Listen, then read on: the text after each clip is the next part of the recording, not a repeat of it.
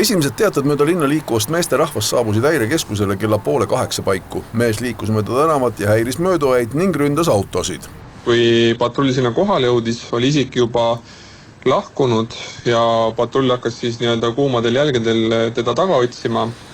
Samal ajal see agressiivne isik oli läinud siis liinibussi ja liinibussis olles samamoodi oma käitumisviisiga häiris teisi, oli agressiivne, lõhkus seal bussi akna ja Narva Kesklinna kooli juures siis hüppas bussist välja ja siis põgenes nii-öelda siis sinna kooli.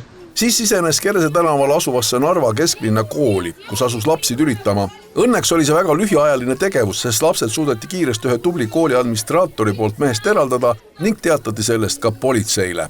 Vähem kui minutiga oli ka siis esimene politseipatrull kohal, kes tema suhtes kasutas siis vahetut sundi, pidas ta kinni, kuna ta allub korraldustele ja toimetas ta Narva politseijaoskonda, kus on siis kuriteos kahtlustatuna kinni peetud.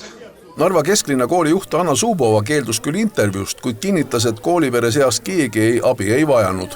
Nooremate klasside tarvis kaasati koolipsühholoog.